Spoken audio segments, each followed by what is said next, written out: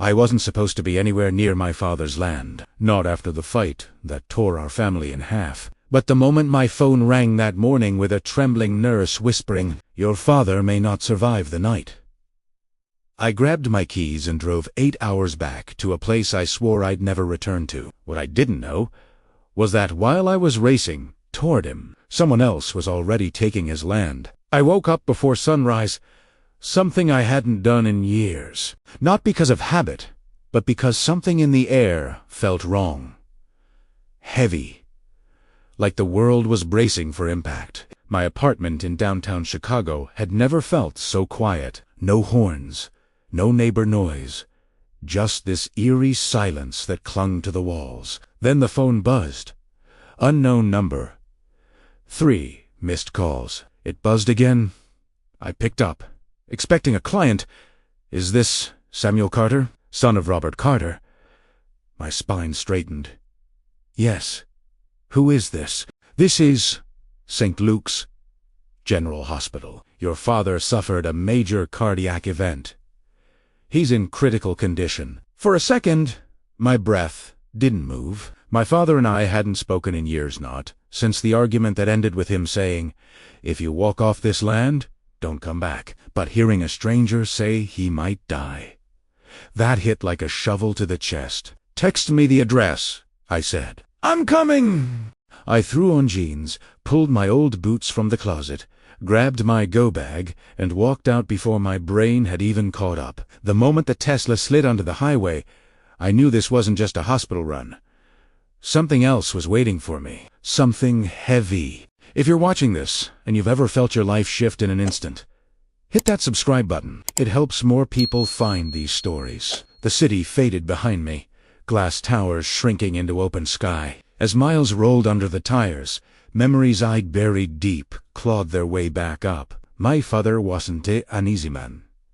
He wasn't gentle, but he was carved from the land he lived on. 5,000 acres of stubborn soil and stubborn pride. Euset, Tosailand doesn't leave you, son. Only people do. I spent half my childhood trying to prove him wrong. Law school, internships, corporate ladder. I built my life as far from that farm as possible. Until now, halfway through the drive, my phone buzzed with a message from Leo, my closest friend and an FBI agent who'd seen enough scams to smell one from a mile away. "Green Haven HOA has been buying land around your county. Quietly, something's off." HOA? Out there. Impossible. My father's land wasn't some suburban cul-de-sac. It was wilderness, cattle, barns. Storms that ripped roofs clean off. What HOA would want that? BR7 the farms started looking familiar. Fences I climbed as a kid, barns my father patched with his bare hands. A strange tightness filled my chest. I wasn't sure if it was guilt or fear. Ten primera C SAW Italiano. A massive steel barricade standing across my father's road like a prison gate. 12 feet tall, reinforced hinges, reflective paint, cameras on poles. An SUV idled beside it, with 2 guards leaning against the hood, matching uniforms, matching arrogance. This wasn't county equipment. This wasn't state. This was private. Corporate. I stopped the car just as the taller guard stepped forward, chin up like he owned the world. "Can I help you, sir?" He didn't sound helpful. "I'm going to the Carter farm," I said. "This is my father's land." The guards exchanged smug looks. "Not anymore," the short one said, chewing gum like he was in a bad movie. "This area is under Green Haven HOA jurisdiction. Only authorized residents can enter." I stared at them, then at the oversized steel gate blocking the road my father built with his own hands.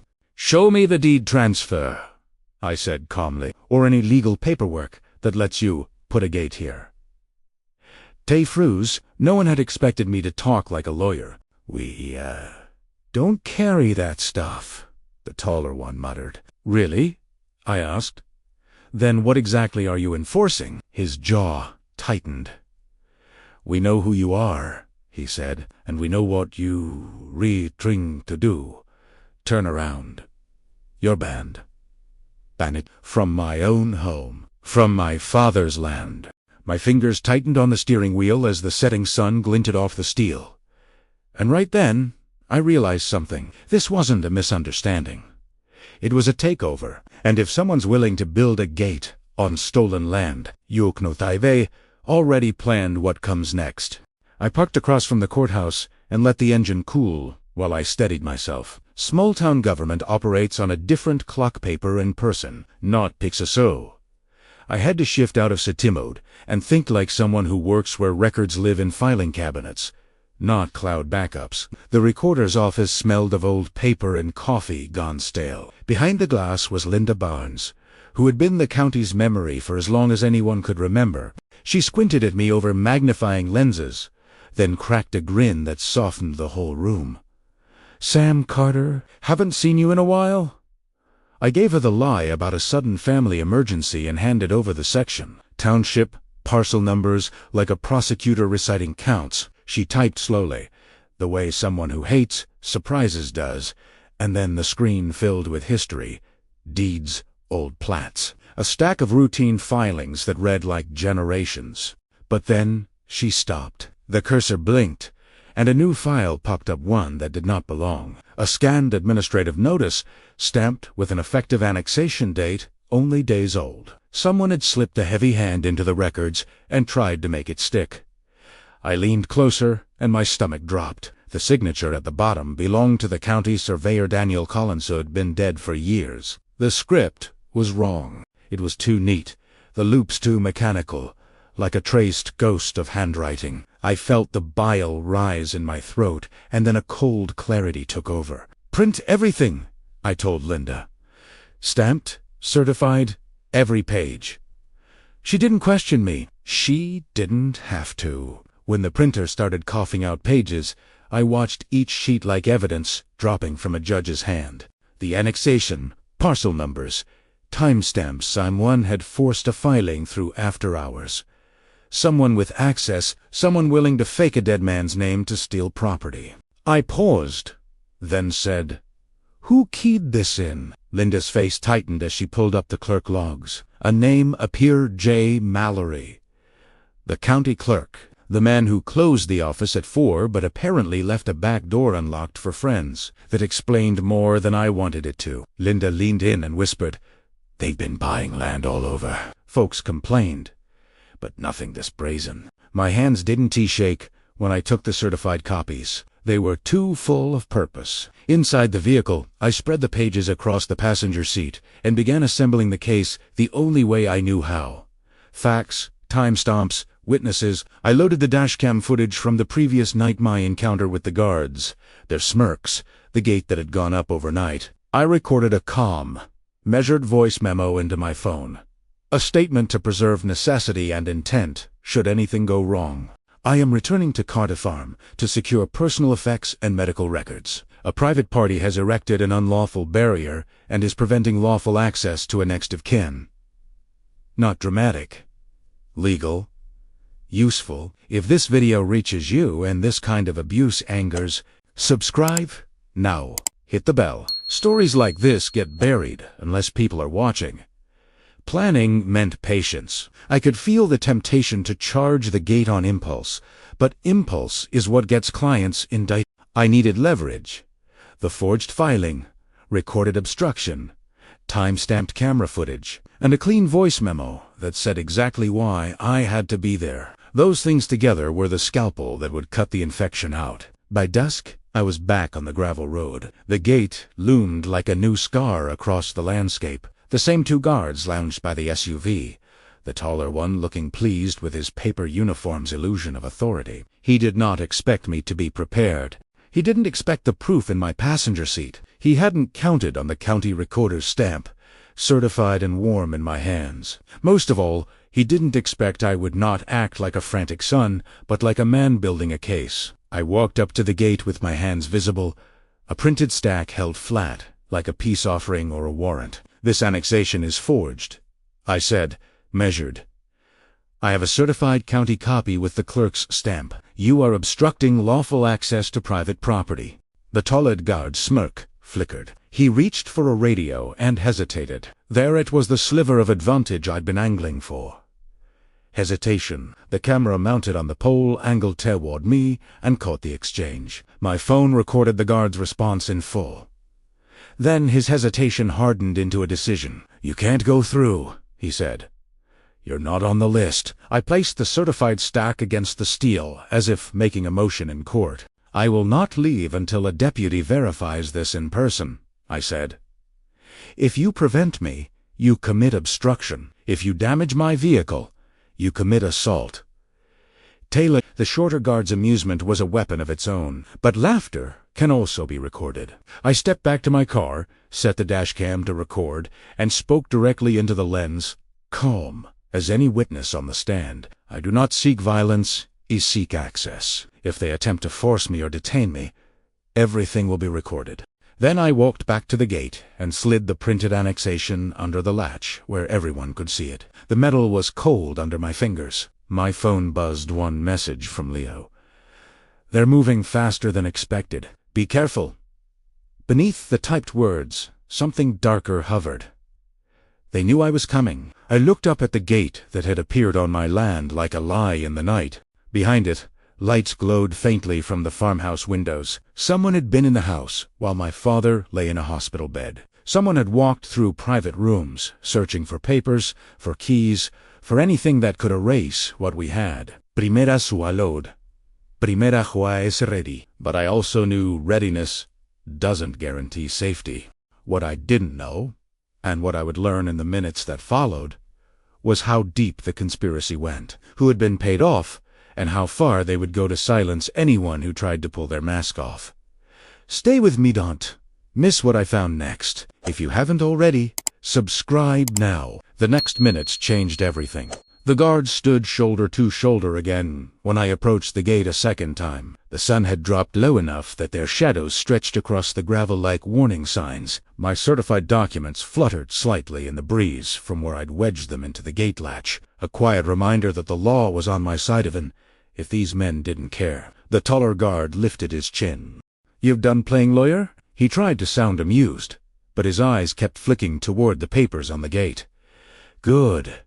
He wasn't as confident now. I didn't raise my voice. I didn't posture. I let calm settle over me like armor. "I'm entering my father's land," I said.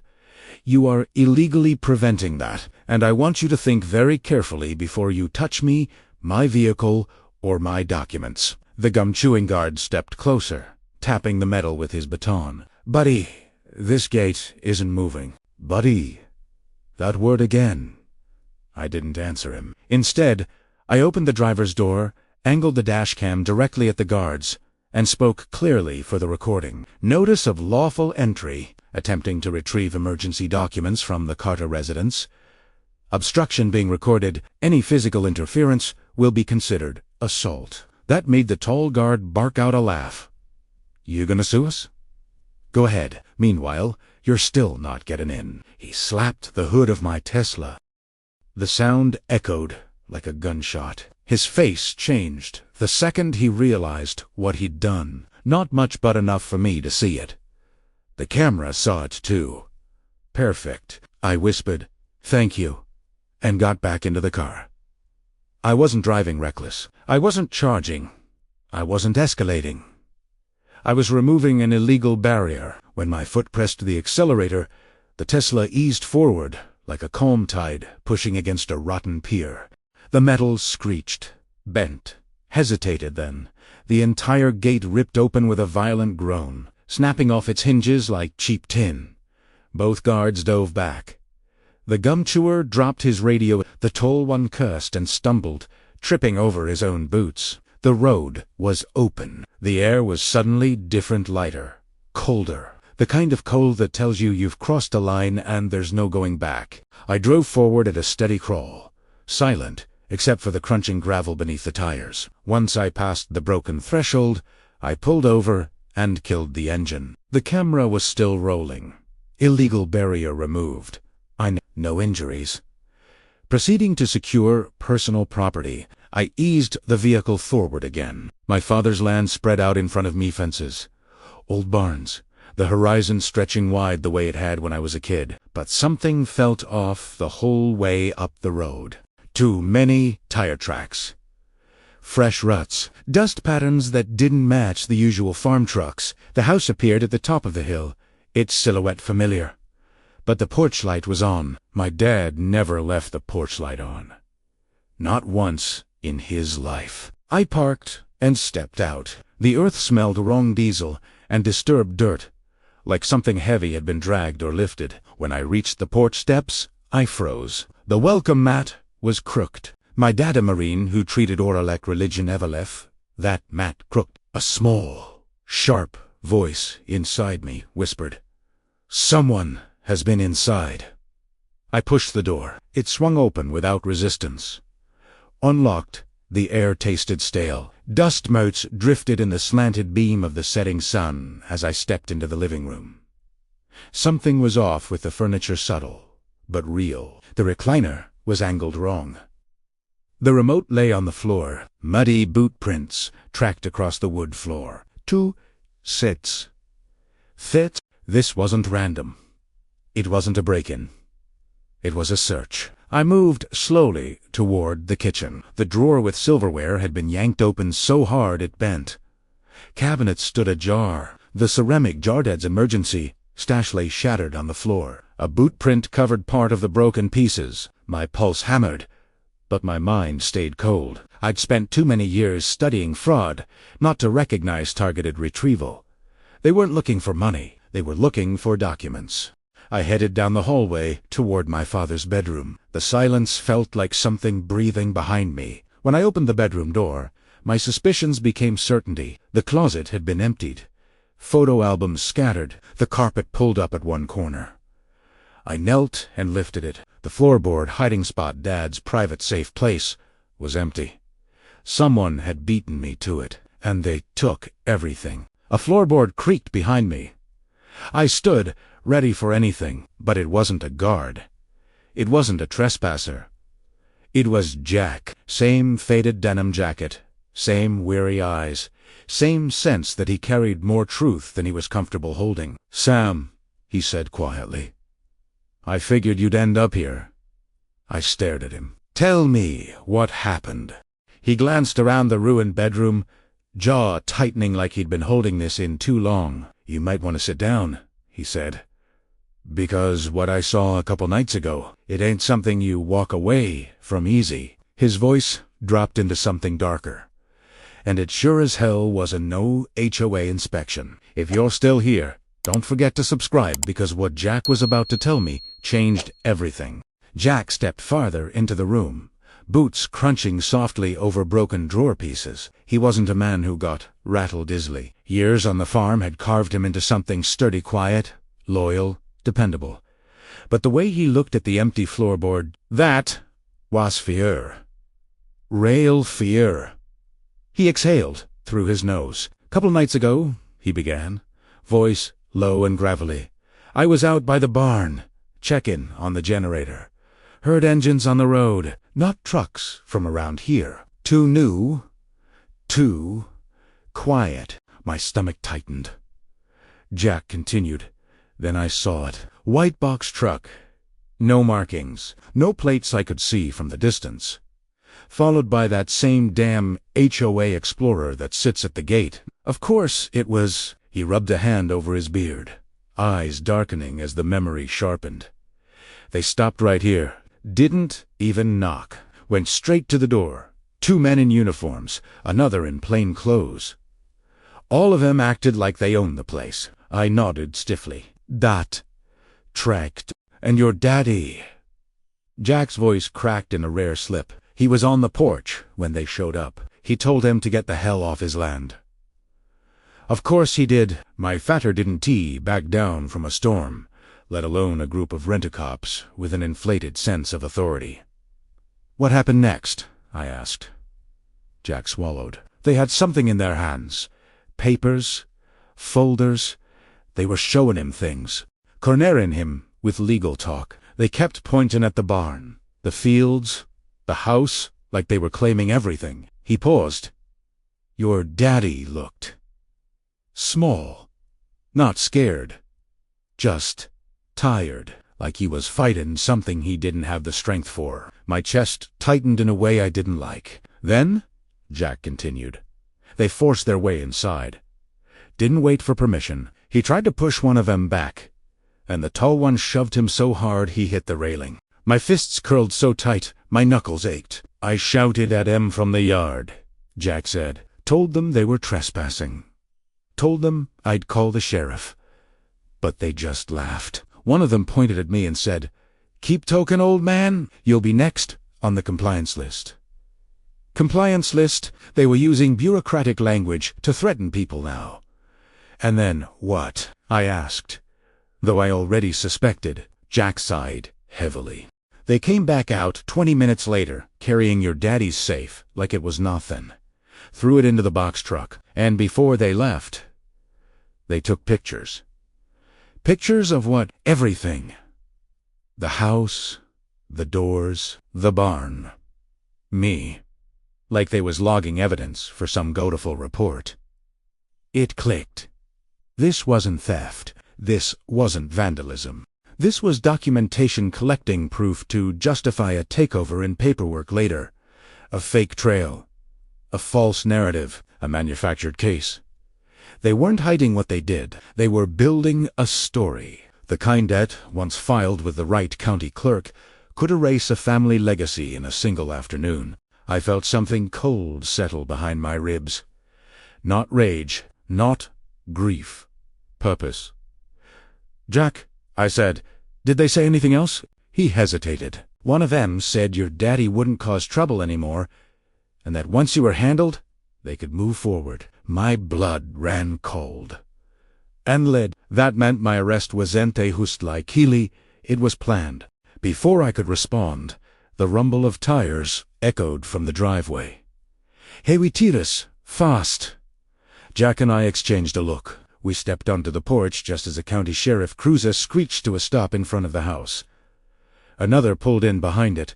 Dust rolled off their hoods like smoke. 2 deputies jumped out, hands already hovering near their holsters. The lead Dwana, thick-necked man with a face permanently set to angry, looked straight at me. "Samuel Carter, Bark." "Yes." "You're under arrest." "Hands where I can see." Jack exploded. "What? Arrest this is HIS property. You idiots." I shook my head quickly at him. "Jack, stay back. Please." He froze, torn between loyalty and fear of making it worse. I lifted my hand slowly. "What are the charges?" The deputy rattled them off like he'd rehearsed. "Trespassing. Forced entry. Destruction of private property. Assaults with a deadly weapon your vehicle." Of course, said exactly the charges an HOA puppet would want. I didn't argue. "Not now. Not like this. I do not consent to any search or questioning. Primera sa eat calmly, and I will comply fully." He cuffed me harder than necessary small town. Theatrixan shoved me into the back of the cruiser. Jack fought against the other deputies until I shook my head again. He stopped, breathing hard, eyes burning with helpless fury. The door slammed. The cruiser lurched forward, and through the dusty back window, I saw my father's house shrinking behind me, like a photograph burning away at the edges. The 2 deputies whispered up front, thinking I couldn't hear. That HOA lady said he'd fight back. Yeah, and she was right. She said he'd try to claim the lands, but paperwork says otherwise. Right there. They told me everything I needed to know. This wasn't an arrest. It was a setup. A removal, a way to get the real owner out of the way, so the theft could be finalized cleanly. The county jail smelled like bleach and hopelessness. They took my phone, my belt, my watch, but they couldn't take what mattered most. My knowledge, my evidency, my resolve. When they shoved me into the holding cell, the deputy smirked. "Sit tight, counselor. Court sees you in the morning." He was halfway down the hall when he stopped, turned, and called back. "Oh, and you got a visitor." A visitor. A T-sur. In a rural jail, there was only one person arrogant enough to walk through these doors in the middle of the night, and I knew exactly who it was. If you're still watching, you need to hear who stepped into that cell next. This is where everything changes. Stay with me and hit subscribe if you haven't yet, because this is the moment the story goes from bad to unbelievable. The deputy's silhouette shifted as someone stepped into the dim hallway behind him. His tapping, slow and deliberate, echoing off concrete like a metronome made of arrogance. He unlocked the cell door with a metallic clack that sounded far too ceremonial for a county jail. And then she appeared. Karen Black, perfect posture, perfect hair, perfectly out of place in a grimy holding block. She carried a polished tablet case tucked under her arm like she was arriving for a board meeting instead of a clandestine midnight confrontation. Her smile was razor-thin, kind you use when you believe the person you're speaking to is already defeated. "Mr. Carter," she purred, stepping into the cell as if stepping onto a stage. "My deepest condolences on your unfortunate situation. I didn't stand. I didn't greet her. I watched her the way I'd watch a hostile witness, still, quiet, calculating. She tilted her head. No witty retort. No threats of litigation." She skirted softly. "Chicago really softened you." I said nothing. She approached until she stood just a few feet away, then slowly opened the tablet case. Inside was a stack of papers, not county copies, but HOA documents. Fresh ones, printed to look official, ready to be used. She pulled the top page halfway out and held it where I could see the signature line. "Fairview County has recognized Green Haven's acquisition of the Carter property," she announced, savoring every word. "Your father signed the transfer. It's done." I exhaled once, controlled. "Forgery," I said simply. Her smile tightened at the edges. "Always so dramatic," she muttered. Then she crouched slow, calculated so her face was leveled with mine. "You drove through a security gate. You assaulted 2 of my officers. You trespassed into a residence you no longer own. And now you're sitting here in a jail cell, insisting we forged a signature?" "Not insisting," I said, starting. Her eyes flickered with irritation, a crack in the facade. She pulled out another paper, this one flagged with a neon tab. "This is your chance," she said. "Sign the waiver. Admit fault. Agree to stay off Green Haven property, and I will recommend leniency." I stared at the document. It wasn't a waiver. It was burial. Signing meant surrendering everything: my father's land, our legacy, the truth. I looked up slowly. "Karen, you broke into my father's house. You stole his documents. You took his safe, and you arranged for this arrest to keep me out of the way." For the first time, her eyes darted to my face, to the camera, to the deputy standing outside the cell. "Until you have no proof," she snapped. Primera smiled, the first smile I'd allowed since arriving in Fairview. "Not yet." Her face froze. "And that," I added, "is the part you should be afraid of." She rose too quickly to hide her agitation, and turned sharply toward the door. The deputy shifted, unsure whether he should follow her lead or the unease building in the room. Karen regained her voice and hissed, "Think carefully. Mr. Carter, in 12 hours, you'll be in front of a judge who trusts me more than a city slicker who smashed a security gate. You'll be booked, charged, and held. And by the time you're out—" Her smile returned, venomous and confident. "Your father's land will be a memory." I watched her until the silence stretched thin. "You should have done your homework," I said. She stopped in the doorway. "May I in?" I stood slow, deliberate, the way a lawyer rises to deliver cross-examination. "Meaning your little scheme isn't the first fraudulent acquisition I've seen. Meaning I interned for the DOJ's fraud division. Meaning I can smell a forged notary seal from 50 feet away." Her nostrils flared. I stepped closer, just enough for her to feel it. "And meaning, Karen, that if you're still in this building in 10 seconds, you're about to witness the worst mistake you've ever made." She opened her mouth to fire back, but the front door of the sheriff's office slammed open so hard the frame rattled. Heavy footsteps thundered down the hallway. Not local, not county. Federal. 3 figures appeared at the corridor's end. striding in formation. The man in front wore a dark suit, badge lanyard catching the flicker of fluorescent light. Leo. He didn't smile. Didn't nod. Didn't acknowledge Karen. A simply side voice low and lethal. Unlock the cell. The deputy stammered.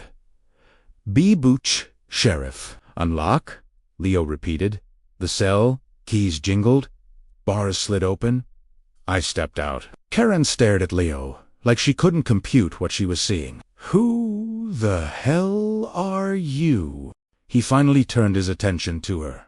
Posture straight, tone clipped, professional in a way that made the air colder. Mrs. Blake, he said, my name is Special Agent Leonard Turner with the Federal Bureau of Investigation. Karen's throat bobbed. Leo continued. And your presence here tonight attempting to coerce a detainee into signing documents is now part of a federal investigation. Karen's lips parted. No sound came. Leo leaned slightly toward her. Thank you for your cooperation.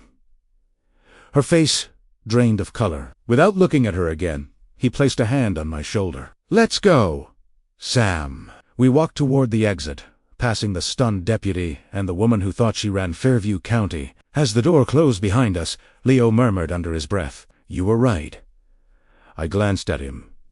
About what? They broke into your father's house, he said. We have the surveillance. Time stumps.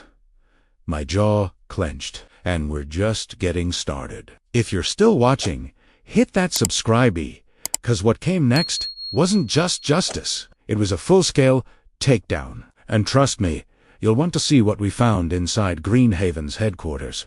The courthouse didn't feel like victory. Even when the gavel struck and the judge read out the sentences 17 years for fraud, conspiracy, falsification of public documents, an unlawful seizure of property, there were no cheers, no applause, just a heavy, exhausted silence. Karen Blake didn't leave the courtroom gracefully. She was still screaming as they led her away, heels scraping the floor, shrieking about appeals and conspiracies and how none of this was over.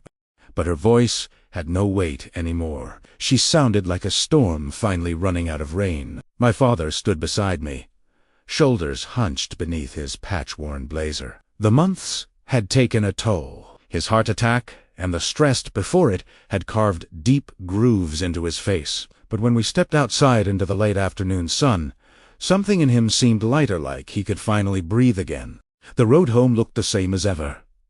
Long, dusty, lined by fences that had heard more Carter arguments than any therapist ever could. But when we reached the bend near the old cottonwood, something was different. The steel HOA gate was gone, cut down that very morning by order of the sheriff's office. The whole frame lay twisted in a heap beside the road like a carcass of bad decisions. The land beneath it was nothing but a scar of torn dirt and broken bolts, evidence of someone else's arrogance, now buried. For a long moment, we just sat in the car, staring. Dad let out a slow breath. Never thought I'd see that thing gone, he said quietly. Felt like a knife in the ground.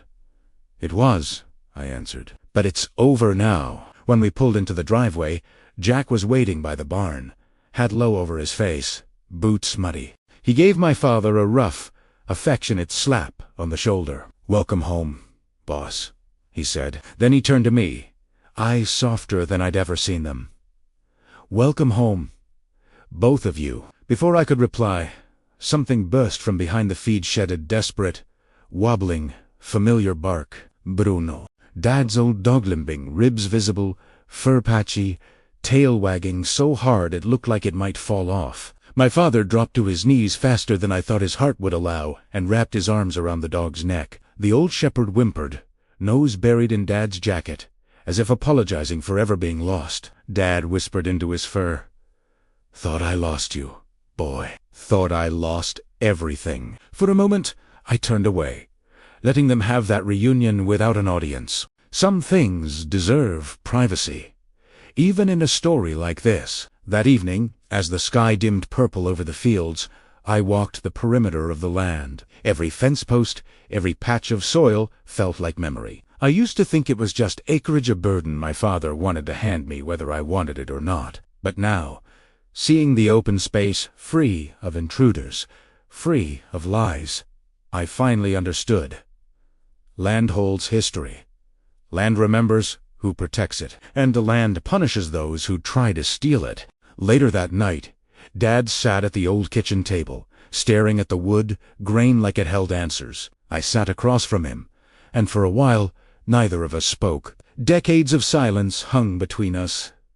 Like stubborn fog, ten-sided, quiet, vulnerable, honest. I pushed you too hard, because I didn't know how to talk to you, right? I ran you off this home.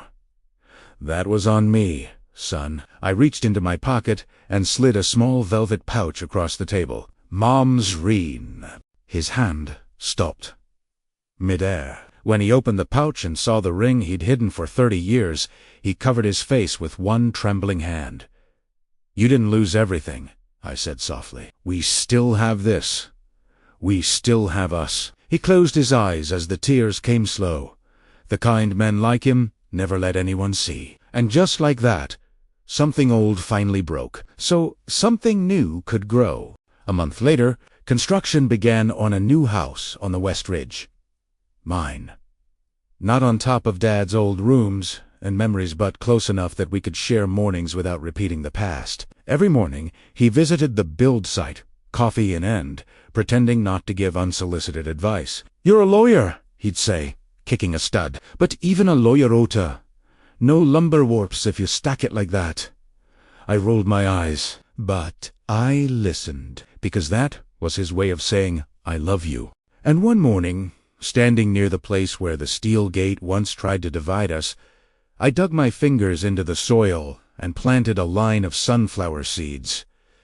Mom's favorite. By spring, they stood tall, bright, golden, defiant, a living wall no corrupt HOA could ever breach again. People think stories like this end in courtrooms, but mine ended here barefoot in the field my family had fought for. Next to the man who taught me what being a Carter really meant, for the first time in a long, long time. I was home.